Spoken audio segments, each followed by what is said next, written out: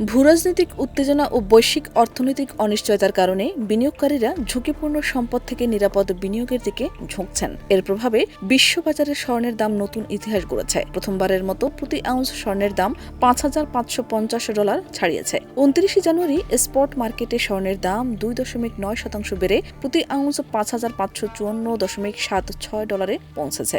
এর আগে মাত্র 4টি সেশনে দাম $500-এরও বেশি বেড়েছে। বিশ্লেষকরা বলছেন, কেন্দ্রীয় ব্যাংকগুলোর ধারাবাহিক স্বর্ণ ক্রয়, ট্রেন্ড অনুসরণকারী তহবিলের সক্রিয়তা এবং নিরাপদ বিনিয়োগের বাড়তি চাহিদা এই উত্থানের মূল কারণ। তারা মনে করেন, সাময়িক দর সংশোধন আসতে পারে, তবে 2026 পর্যন্ত স্বর্ণের বাজারে শক্ত ভিত থাকবে।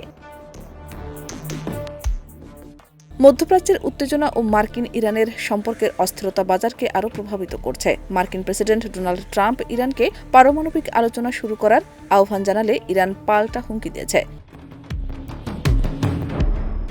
স্বর্ণকে অনিশ্চয়তা ও মূল্যস্ফীতির বিরুদ্ধে নিরাপদ বিনিয়োগ হিসেবে দেখা হয়। সুদের হার কম থাকলে স্বর্ণ আরও আকর্ষণীয় হয়ে ওঠে। 2025 সালে স্বর্ণের দাম 64% বেড়েছিল, আর চলতি বছর এখন পর্যন্ত 25%-এরও বেশি বৃদ্ধি হয়েছে।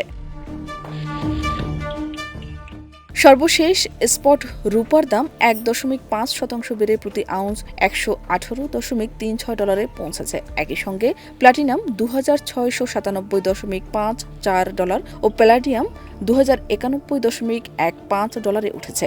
এই রেকর্ড দামে সাংহাই ও হংকংয়ের দোকানগুলোতে ক্রেতাদের ভিড় দেখা যাচ্ছে। শাহনাজ পারভীন, দেশ রূপান্তর।